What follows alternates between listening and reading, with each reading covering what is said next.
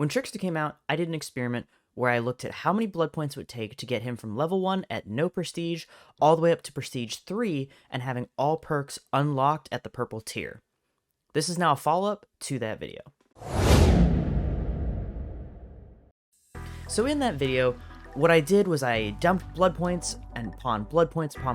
into the Trickster until I got all the perks unlocked on him. And the number that I came out with for the number of blood points it took to get him all the way to P3 with all perks unlocked was 11,060,000 blood points, which is a lot. It's a lot of blood points to dump into a single character just to get them all the way to the end. But one point that I made in that video was that the only way to get a more accurate representation of what this number is, or possibly how it's increasing over time, is to keep doing this with other killers and create a data set. By creating a data set, it'll give us a more accurate depiction of what the real blood point cost is, and maybe let us identify if any particular killer that I was doing this experiment with might have been an outlier just in terms of blood web RNG or any other extraneous factors. So I'm not going to waste any time. The overall number for how many blood points it took to get Nemesis from absolutely nothing all the way up to Prestige 3 with all perks unlocked was 10,841,000, which is lower than Trickster's, which is interesting considering the fact that we had to buy 3 more perks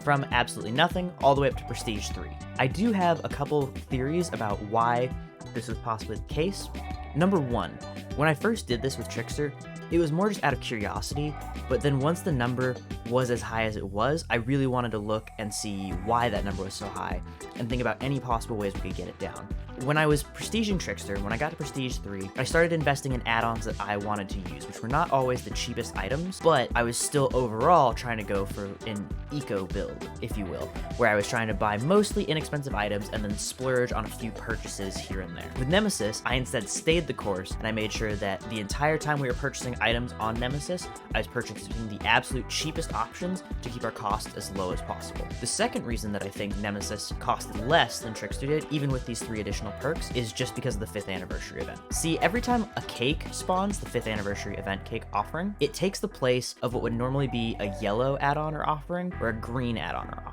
But instead of costing 4,000 or 5,000 blood points like those do, it instead only costs 3,000, so you're saving about 1,000 to 2,000 blood points every time you buy an item. If we look at the fact that I had about 50 cakes on Nemesis before I prestiged him from Prestige 2 to Prestige 3, and I earned almost 100 cakes over the course of getting him from Prestige 3 level 1 all the way to the end of this experiment, that's around 150,000 to 300,000 blood points that we are shaving off the total cost. Because of these factors, I do believe that Nemesis may be an outlier, but I look forward to continuing testing and repeating this experiment with each killer that is released going forward. So those are kind of the updates on this project overall. Thanks for tuning in, and I'll see you guys in the next video.